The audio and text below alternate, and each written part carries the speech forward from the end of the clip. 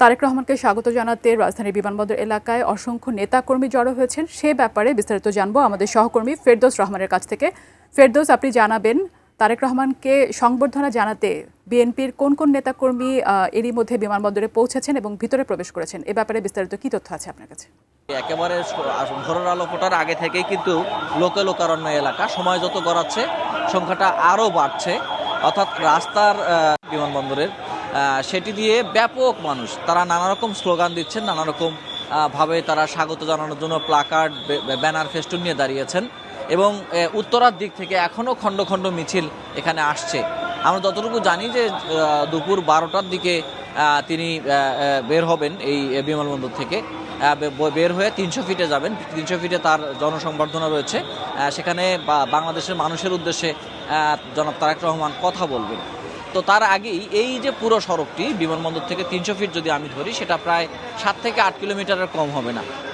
সেই যে সড়কটি, সেই সড়কে কিন্তু বিপুল সংখ্যক মানুষ দাঁড়িয়ে গেছেন। এমন না যে এনারা যারা এসেছেন তারা শুধুমাত্র বিএনপি সমর্থক, এমনও হয়েছে যে অনেক সাধারণ মানুষ তারা এখানে এসেছেন। কেননা অনেকে পরিস্থিতি দেখতে এসেছেন এবং অনেকে এই জন্য এসেছেন যে তারা দেখতে চান যে বাংলাদেশের রাজনীতিতে এক ধরনের বলা যায় যে অচল অবস্থা চলছে। অচল অবস্থাটা এরকম যে জুলাই আন্দোলনের যে শক্তিগুলো ছিল তারা একে অপরের বিরুদ্ধে নানা রকম অভিযোগ করছেন।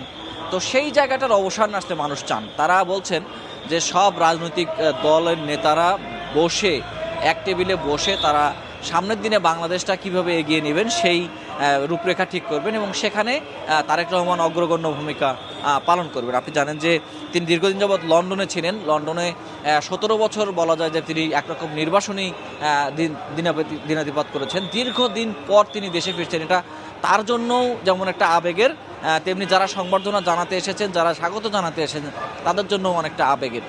তো এই আবেগের মধ্যেই সবার প্রত্যাশা এতটুকুই যে বাংলাদেশের সামনের দিনের যে নির্বাচনের তারিখ ঘোষণা করা হয়েছে, সেই নির্বাচনের আগে সবাই মিলে একটা রূপরেখা করবেন যে সামনের বাংলাদেশ আসলে ঐক্যের বাংলাদেশ, সামনের বাংলাদেশ যে সমৃদ্ধর বাংলাদেশ হবে, সেই বাংলাদেশটা একসাথে গড়ায় কাজ করবেন।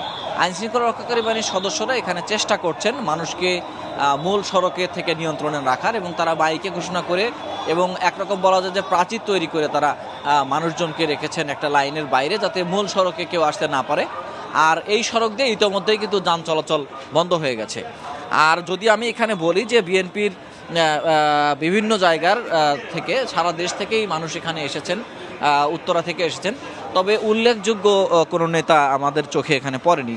এর কারণটা হলো যে এখানে অনেক মানুষ, লক্ষ লক্ষ মানুষ বলা যায়, সেই লাখ লাখ মানুষের মধ্যে সেরকম নেতৃত্ব কাউকে দেখছি না। যারা আসছেন তারা মূলত ছোট ছোট ওয়ার্ড কমিটি বা স্থানীয় কমিটি, অথবা অনেকে ঢাকার বাইরে থেকে এসেছেন, তারা আশপাশে হোটেলগুলোতে ছিলেন, সেখান থেকে এসে তারা এখানে ভিড় করেছেন এবং রাস্তার দুই পাশে তারা স্বাগত জানানোর জন্য দাঁড়িয়ে গেছেন।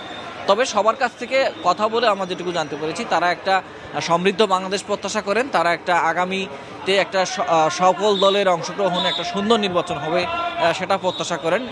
যেহেতু ঢাকার তিনি এতদিন বাংলাদেশের বাইরে ছিলেন, বাংলাদেশে অনেকদিন পর তিনি এসেছেন, সে কারণে তারা সবাই প্রত্যাশা করছেন যে এই সময়ে জনাব তারেক রহমানের নেতৃত্ব হবে ঐক্যের দিকে।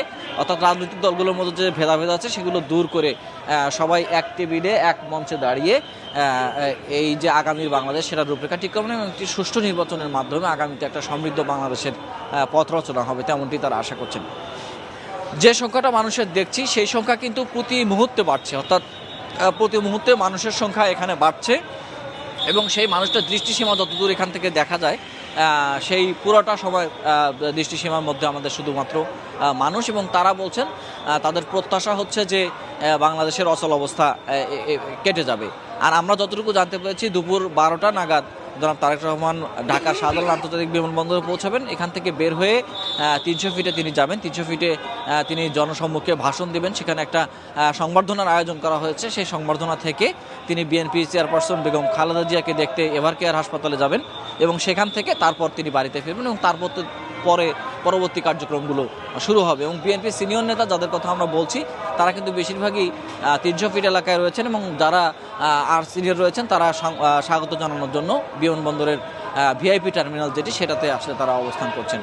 তো এই হলো পরিস্থিতি। মানুষ বাড়ছে, লোকারণ্য যে অবস্থাটা সেটা আমরা দেখছি এবং রাস্তার কিন্তু উভয় পাশেই আমরা সেটি খেয়াল করছি এবং যারা গণমাধ্যম কর্মী তারাও এই মানুষদের কাছে কথা শোনার চেষ্টা করছেন, তাদের কাছ থেকে মতামত নেওয়ার চেষ্টা করছেন এবং সবাই প্রস্তুতি নিচ্ছেন এরকম, যাতে করে জনাব তারেক রহমানের গাড়িবহর বের হওয়ার সঙ্গে সঙ্গে সর্বোচ্চ ভালোভাবে সেই চিত্রটা তোলা যায়, সেটার চেষ্টাই সবাই করছেন। এবং আমরাও কিন্তু ওভারব্রিজের উপরে দাঁড়িয়ে থেকে আমরা সেই অপেক্ষাটাই করছি। হয়তো আর ঘন্টা দুই পরেই সেই সময়টা আসবে যে সময় তারেক রহমান ঢাকার মাটিতে পা রেখে তিনি 300 ফিটে যাবেন এবং মানুষের যে ঢল এখানে নেমেছে তাদেরকে তাদের উদ্দেশ্যে হাত নেড়ে তিনি শুভেচ্ছা জানাবেন, সেই সময়ের জন্য আমরা অপেক্ষা করছি। আপাতত মানুষ বাড়ছে, মিছিল চলছে এবং রাস্তার দুই পাশে বলা যায় যে মানুষের একটা মানব প্রাচীর তৈরি করে সবাই স্বাগত জানাতে এখানে এসেছেন।